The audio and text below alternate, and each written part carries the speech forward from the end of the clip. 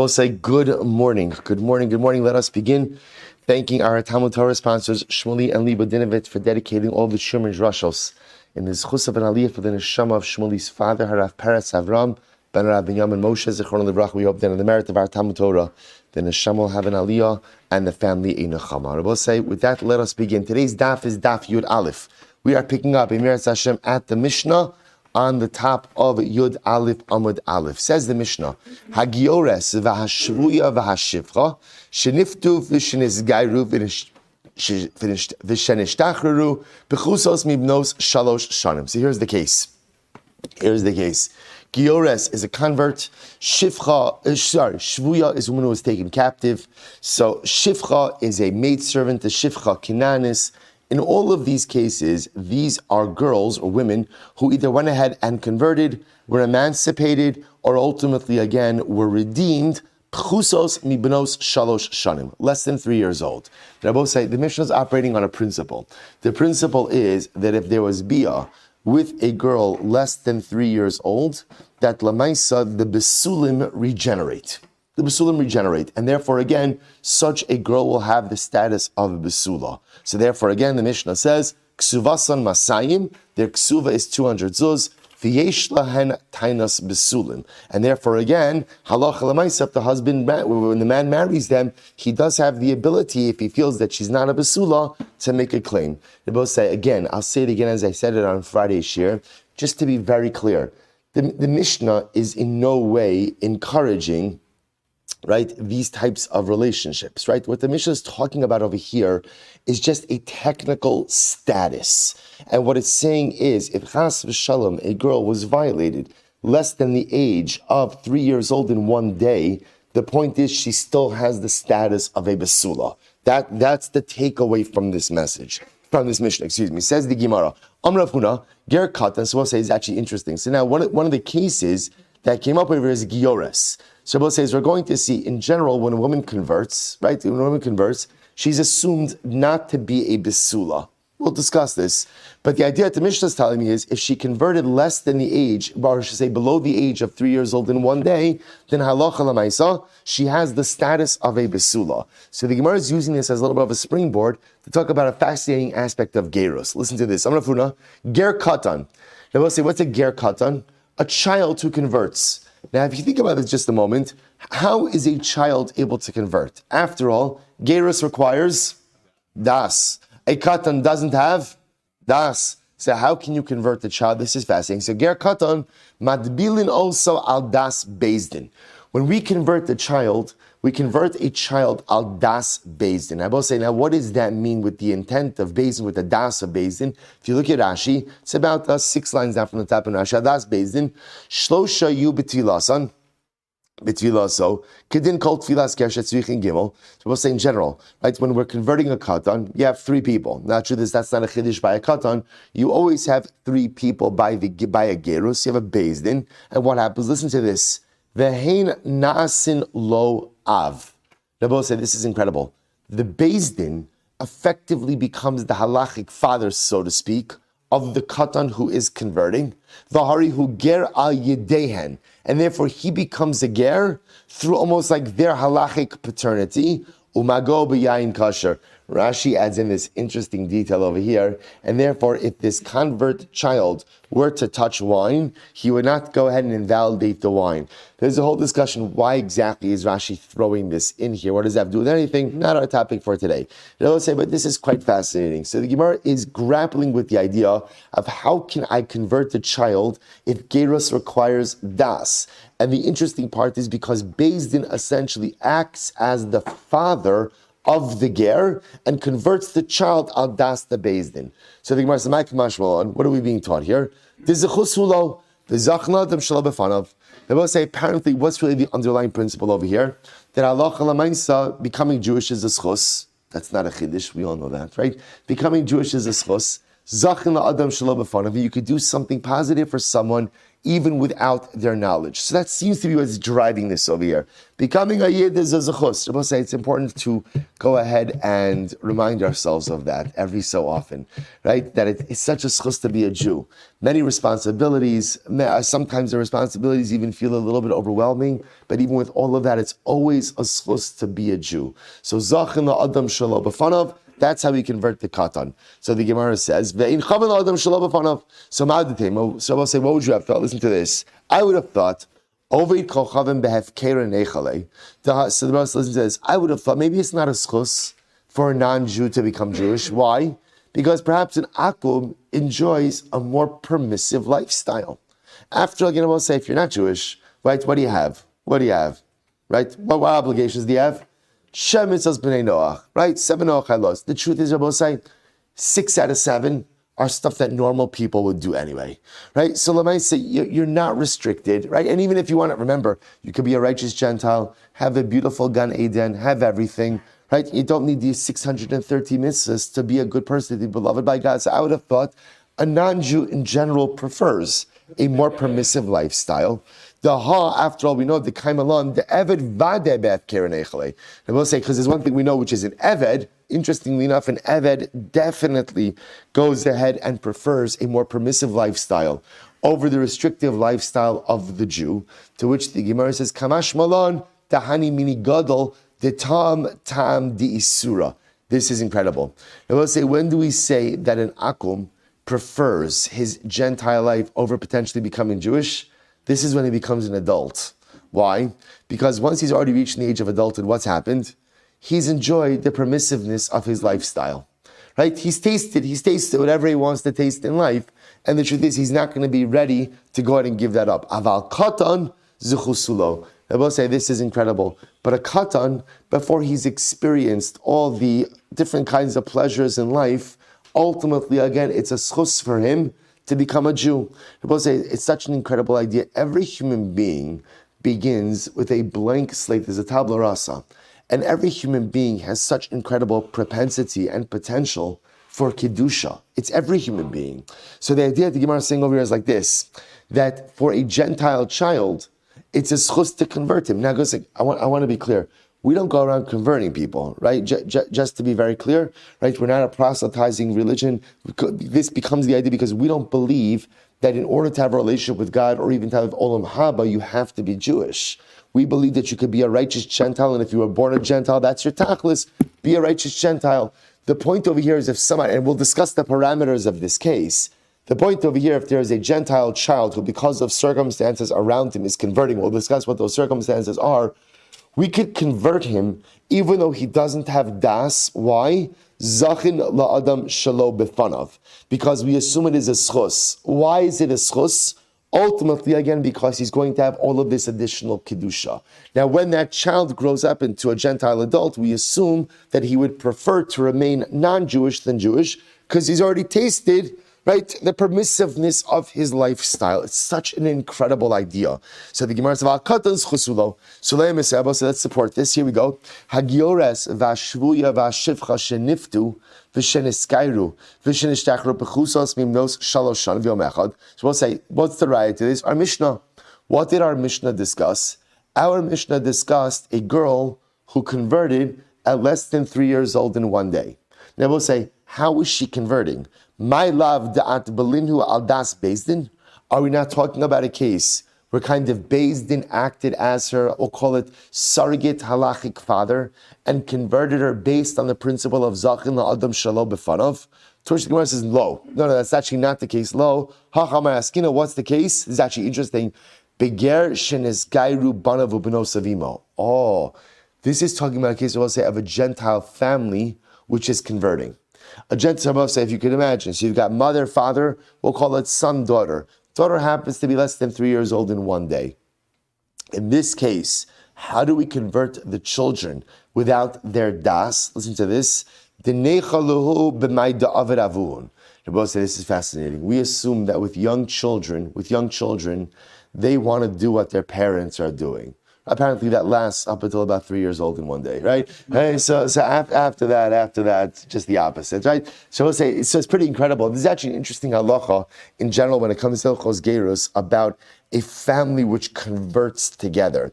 There are actually poskim that bring down, we actually saw this in Yavamas a little bit, there are poskim that bring down that when a family, even though we normally say, Gershnis Gayer Kekatan Shenola Dummy, that when you convert, it's like a rebirth and there's no relation to your biological family.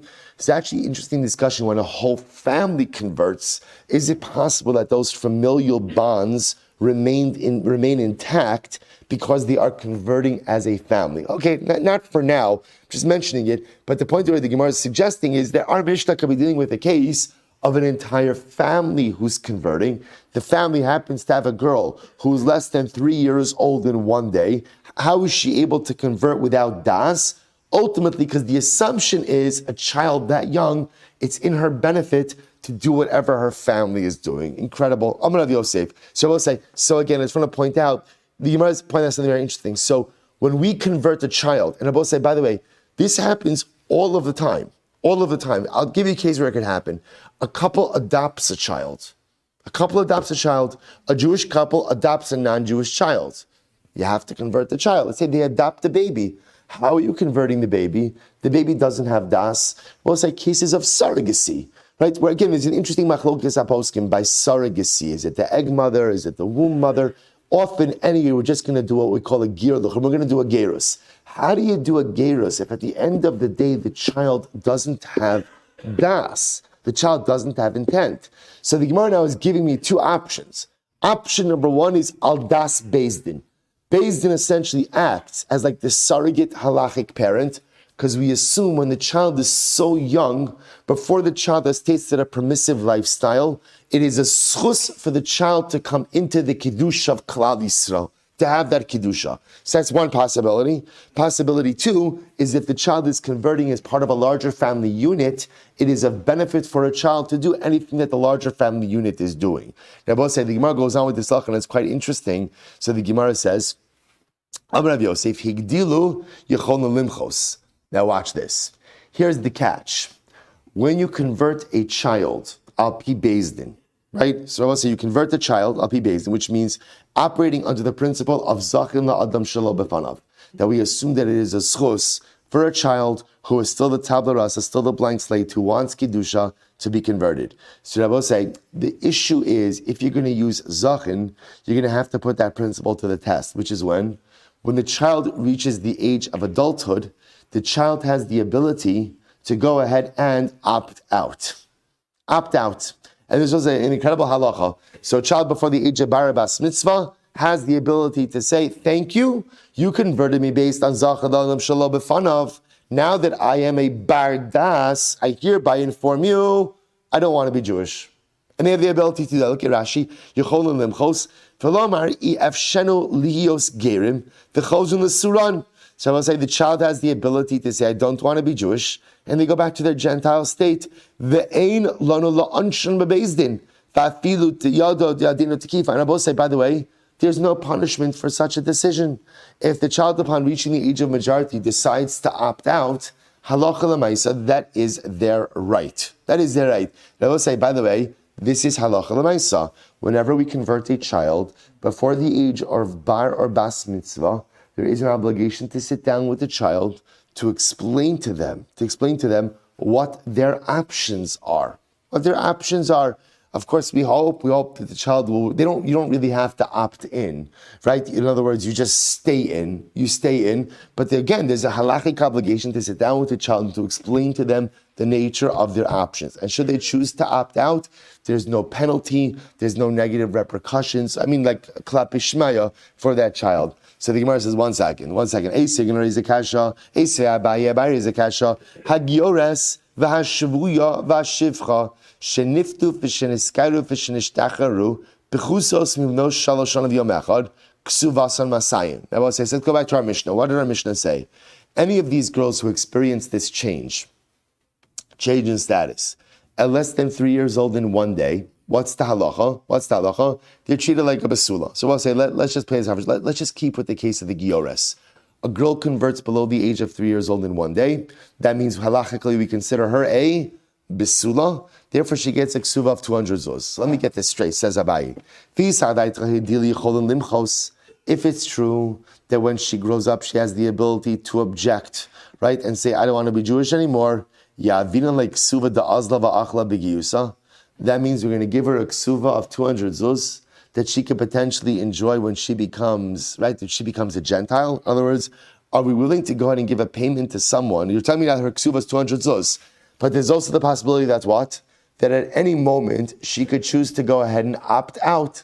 So what's to stop her from saying, you know what, I want a divorce, give me my money, and then she'll opt out of Yiddishkeit. So we're going to go ahead and give 200 zuz to a woman who's going to become a non-Jew, to which the Gemara says, no. L'chi gadla. We only give her the money, in other words, we only pay her the ksuva once she reaches the age of majority. To which the Gemara says, that's fine, but even when she becomes an adult, she still has the ability to opt out. No, Rabbi says it's a fascinating halacha. When is there the window of opting out?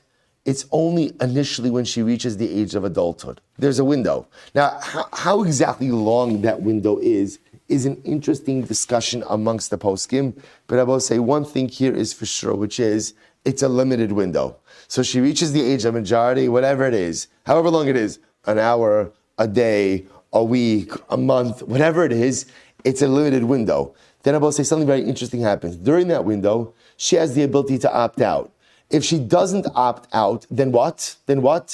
It's a default opting in. In other words, I will say, there is no obligation, that's why I said there's no obligation to opt in, right? So she doesn't have an obligation to say, I hereby reaffirm my Jewishness, right? In other words, essentially, once she doesn't opt out, by definition, she's in. So if she doesn't exercise the right to opt out, but so I'll say the Gemara says over here, don't think that this window to opt out remains forever open throughout her adult life. Halacha l'maaseh, there's a limited window.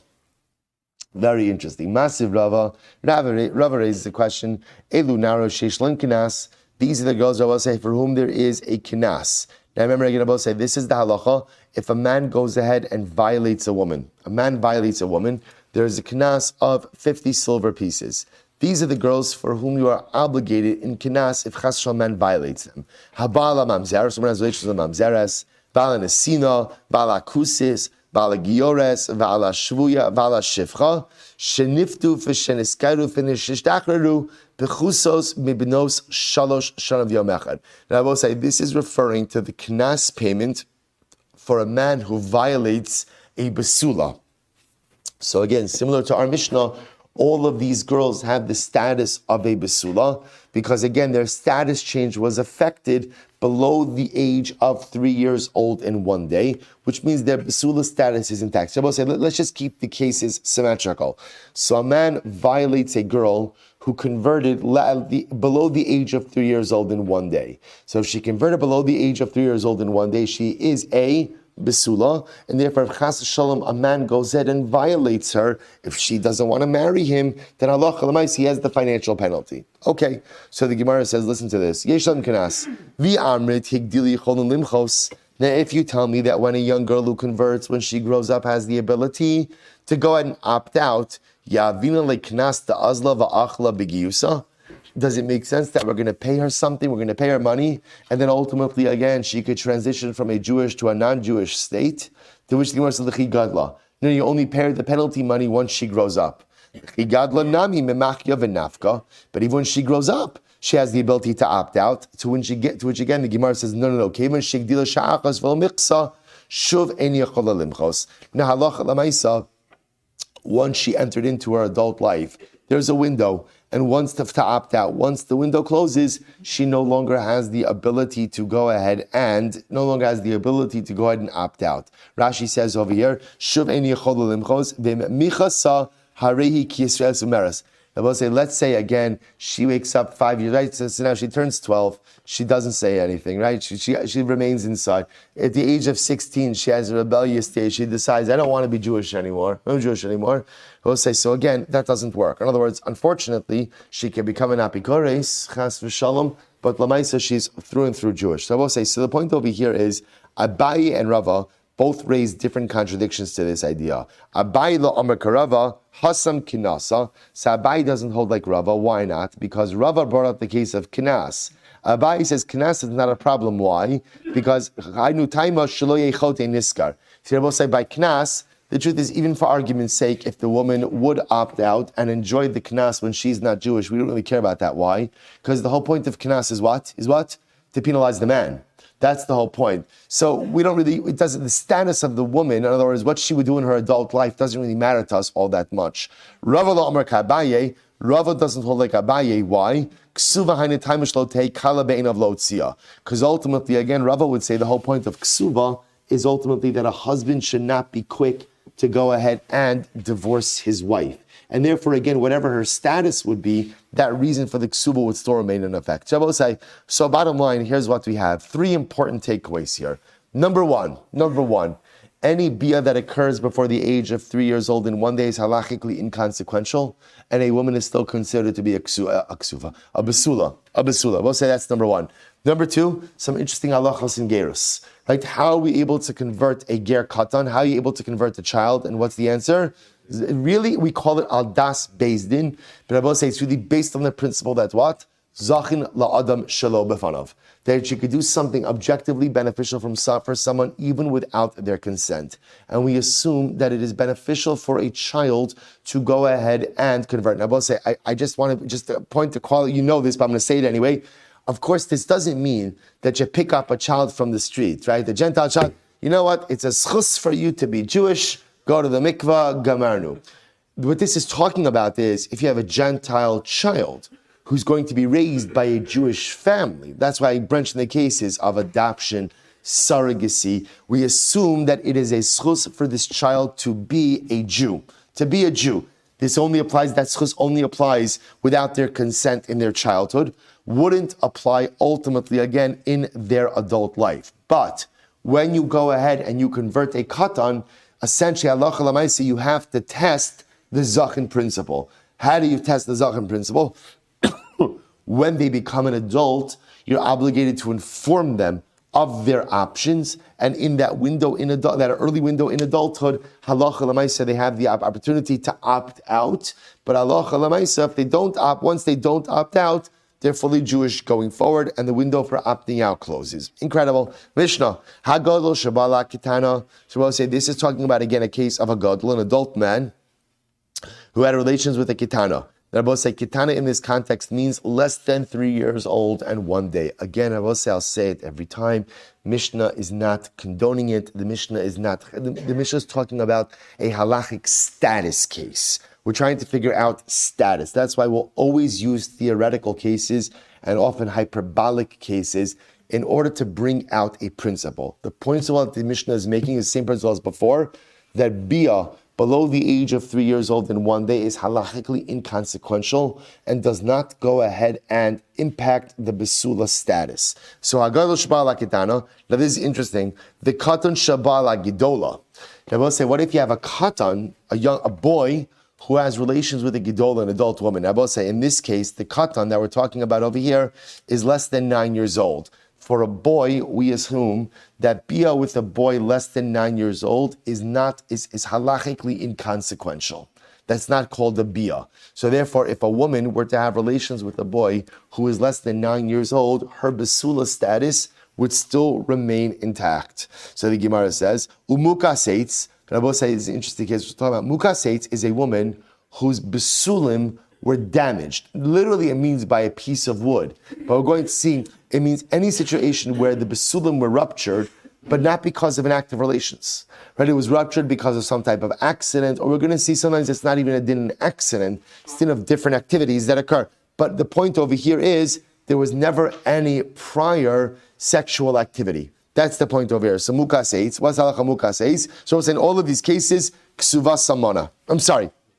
I'm sorry, Kesuvos and Masayim. Divrei Meir. Rabbi Meir holds in all of these cases, all of these women are a besula. So Rabbi says, so again, 3 cases. Case number 1, a girl who had bia less than 3 years old in one day, still a besula. Case number 2, a woman who had relations with a boy less than 9 years old. And case number 3, mukaseitz. Mukaseitz, a woman whose besulim were damaged, but not through bia, through a piece of wood, an injury, something like that.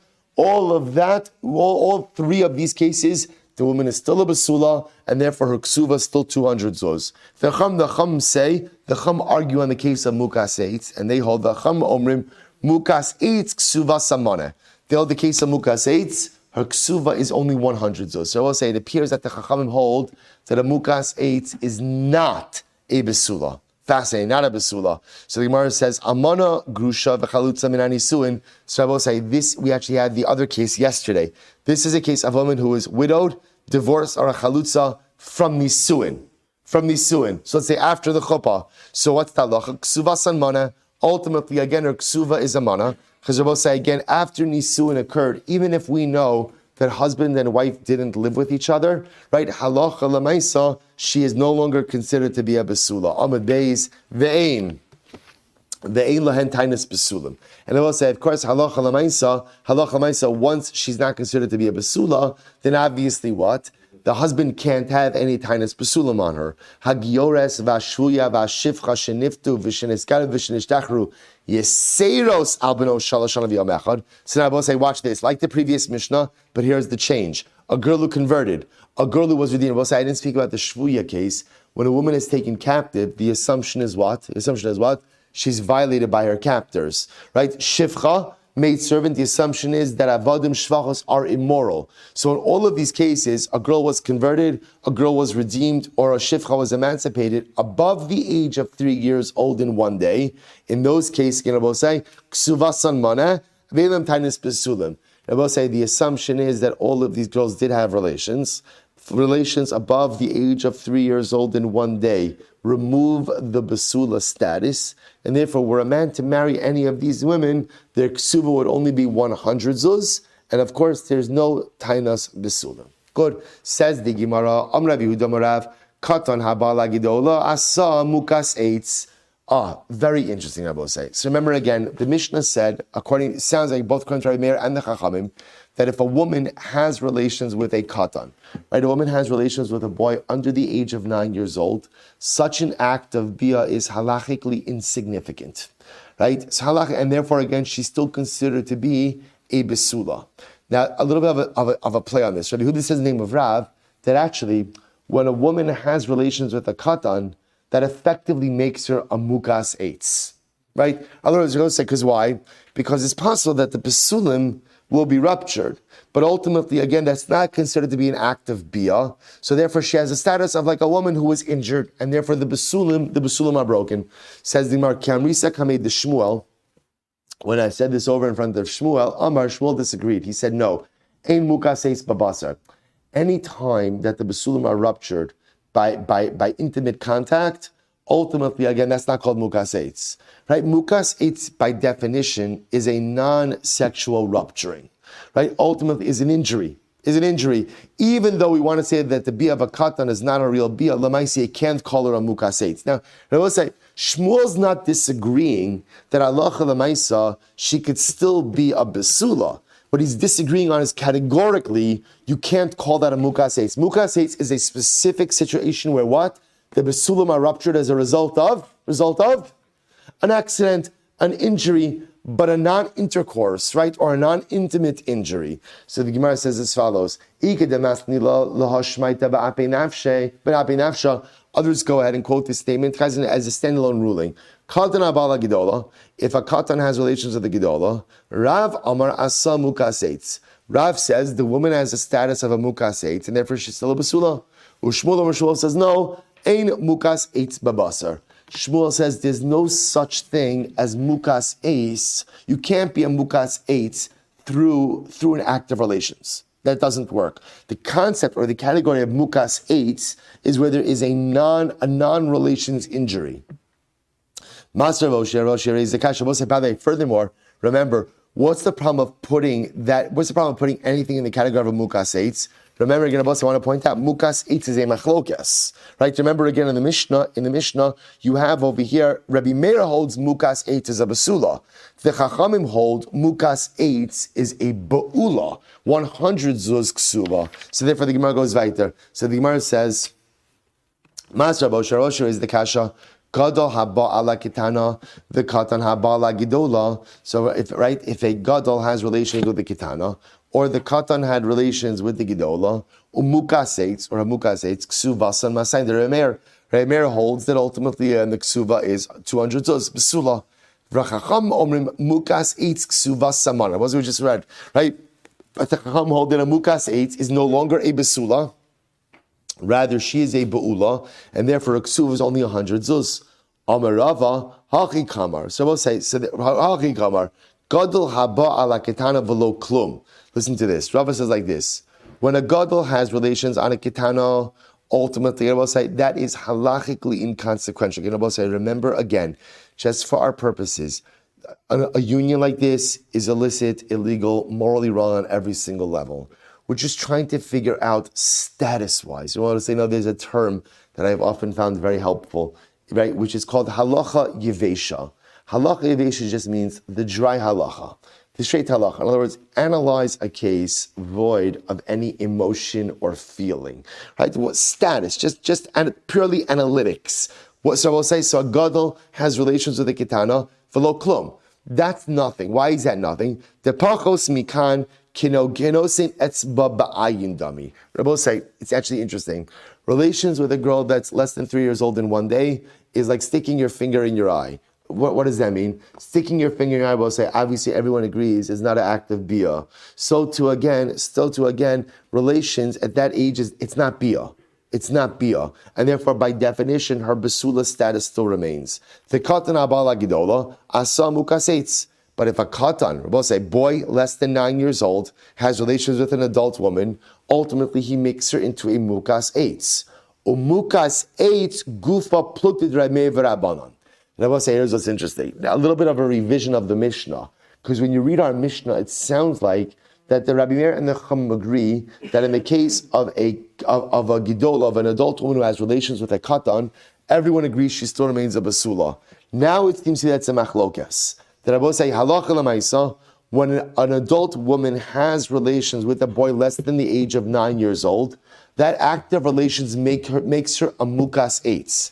What's the status of a mukas eitz? That's a machlokes. Plukta d'Rabbi v'Rabbanan. Rabbi Meir holds that a mukas eitz is still a basula, and the Rabbanan hold that ultimately, again, she is a beula. Amar Rami Bar Chama. Machlokes, the machlokes about mukas eitz, will say very interesting. Machlokes b'shehikirba.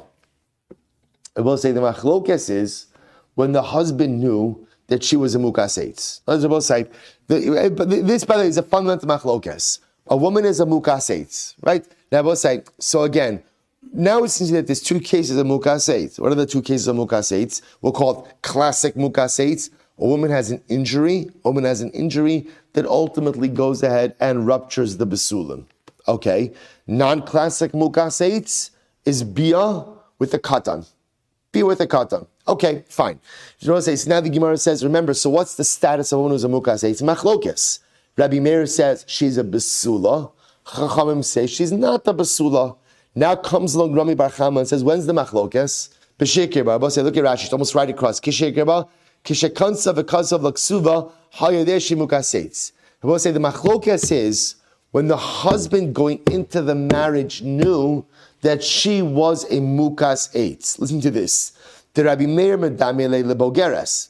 I will say, fascinating. Rabbi Meir says, a woman who's a mukas eitz is like a bogeres, like an adult woman. I will say, now what does that mean? Take a look at Rashi. This is fascinating. Medamele lebogeres. The kaimalon shekalu besula b'maseches yivamis. The tani b'besula prat lebogeres shekal b'sar. Both say, as a woman becomes older, it is normal and natural for the besulim to rupture without her even knowing it. I will say, ma'asim b'chol yom, right? A woman goes ahead and leads a very active lifestyle, right? The woman's athletic, a woman does it. It's natural for sometimes the besulim to go ahead and rupture. A woman uses a tampon, normal and natural for the besulim to rupture. And I will say again, it was interesting over here, and this is fascinating. Once a woman becomes a bogeres, what's a bogeres? We'll say, what age is a bogeres? 12 years old and 6 months, right? 12 and a half years old. It's natural and normal for just the besulim. I use the word rupture. It's interesting. Sometimes the Gemara uses the lashon like dissolving. It doesn't mean dissolving, right? But it means ultimately just to rupture and to open on their own, just as a result of activity. So this is fascinating. So the Gemara says like this: Rabbi Meir holds that when a woman is a bogeres, when a woman is a mukas eitz, she's pretty much just like a bogeres, which means that what? There are circumstances where a man marries a woman who is a basula. A basula in that what? That what? She's never had relations with another man. But just through normal events, the basulim are not there. The basulim are not there. Now let's say, by the way, there are also other cases like this. Well, again, there are other fascinating cases. Sometimes, again, just physiologically, the basulim may be too thick.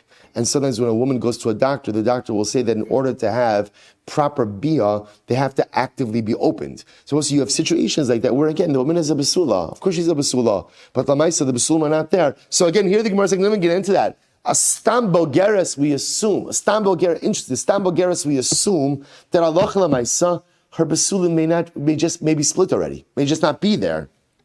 So Rameir says, essentially, a mukas eitz is just like a regular bogeres. Avalohikebav rabbanon medami lebeula. We'll say it's actually interesting that rabbanon say no. A mukas eitz is like a beula. It's like a beula, right? Like a non-basula woman. Avalohikebav. We'll say, well, watch this. What if the husband didn't know that his wife was a mukas eitz? In that case, divrei hakol v'lo klum. Everyone agrees she gets no ksuva. No ksuva. We'll say why? Because according to this approach, what's the halacha? Mekach tos. Look here, Rashi v'lo klum. The mekach tosu. And we'll say, now this is pretty wild. Why? Because the husband could say, had I known that you didn't have besulim, I would have never married you. Right? He could claim mekach tos. Okay? And we'll say, by the way, mekach tos is not something unique to kiddushin. Mekach tos applies to any transaction, right? I go ahead and I purchase something from you. You did not disclose something about the item that's being purchased, the transaction.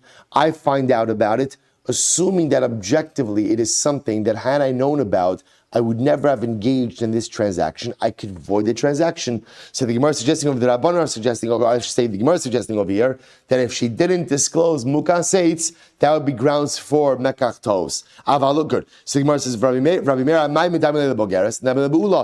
Meir, why do you compare mukas eitz to a bogeres? Why not compare it ultimately to a beula? Very simple. Be'ula is avid be'maise b'dei adam. First white line, ha lo is avid be'maise b'dei adam. Well, it's a very simple distinction. A be'ula, something happened. In other words, a be'ula, there was an act of intimacy, right? With another person, right? Mukas eitz, something happened, but there was no form of intimacy. You can't call a woman like that a be'ula. We'll say also, the status of be'ula is also not just saying that it impacts the basulam. The status of be'ula is a full act of intimacy. That did not happen over here. For Rabbanon, the Rabbanon, when you compare a mukas eitz to a be'ula, why not compare it to a bogeres? Bogeres lo is avid b'maisa klal. Rabbanon say a bogeres, there was no maisa at all. Ha is avid b'maisa. Over here, by mukas eitz, there was a maisa. Okay, so Rabbi say, so that's the machlokes. Avalo hikibal divrei hakol v'lo klum. Rabbi say, now here's what's interesting. So the Gemara assumes the machlokes Rabbi Meir and the Rabban about the status of a mukas eitz is in a situation where the husband was aware of her status. But if the husband wasn't aware of her status, everyone agrees that what? Halacha l'maisa mekach tos. So the Gemara says, really, Master Rav Nachman, he omeres mukas eitz ani, v'hu omer lo ki ela drusas ishat. He will say, watch this. They get married. Turns out she's not a basula, or she doesn't have basulim. She claims I'm a mukas eitz. He claims, no, not true. You had relations. So what's the halacha? Rabbi Eliezer omrim ne'emenes. She is believed. So Rabbi says, so incredible. Halacha says she's believed. So if that's the case again, Abosai, if she's believed, so even in a case where he didn't know about it before, Why ultimately again should you be able to claim mekach tos? Ela Amar Rava, here we go. Bein hikir ba, bein lo hikir ba, l'remer masayim l'rab. So listen to this. So therefore, Ela Amar Rava, let's finish with this. I'm sorry. Ela Amar Rava. Bein hikir ba u bein lo hikir ba. Whether the husband knew about mukas eitz, didn't know about mukas eitz, what's the halacha? L'Rabbi Meir masayim. Ultimately, according to Rabbi Meir, Kesuvos 200 zuz. Why? We'll say because according to Rabbi Meir, the status of mukas eitz is a besula. Whether husband knew about it or didn't know about it is inconsequential. The Rabbanon hikir ba mana, lo hikir ba v'lo klum. According to the Rabbanon, if the husband knew about it, then halacha l'maisa she's still a be'ula and she gets 100 zuz. If he didn't know about it, then halacha l'maisa she gets nothing, i.e. mekach tos. The Hadr Bei Rava, but Rava ultimately went ahead and retracted this position. How do we know this? Tisanya, Keitzad Otzas Shemra. I will say, what's the case of Motzi Shemra? Right, where a husband goes ahead and spreads a lie that his wife was unfaithful. So listen to this. Bala Bezdin va'amar ploni lo matzasi lebitcha b'sulim. Right, Reuven comes to Bezdin and he says about his wife Rachel. He says to Rachel's father, right, your daughter didn't have b'sulim. If there are witnesses that she committed znus while married to him, she gets the ksuva of a mana. We'll challenge that in just a moment. If there are edim that she had relations after she had erisin, right? Ultimately, again, she gets skila. Hachi kamar. Im yesh edim shezinsa tachtav b'skila, zinsa meikari yesh l'ksuva mana. We'll say if there are edim that ultimately, again, she went ahead and she was mizana while married to him, then she gets skila.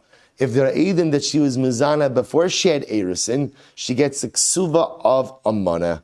V'amrav chira amarav sheishes zos ameres kansa becheskas besula. V'nim says be'ula yesh l'ksuvas ksuva mana. What do we learn from here? That if a man marries a woman, assuming that she is a besula, but it turns out that she is a be'ula, ultimately she is still entitled to a ksuva of 100 zuz. All right, so we'll have to stop over here. Again, a pretty dramatic statement. I know I'm ending off a little bit on a cliffhanger, but I'm going to resolve this sugya together with the status of mukas eitz. Emir Hashem tomorrow. Shkoyach.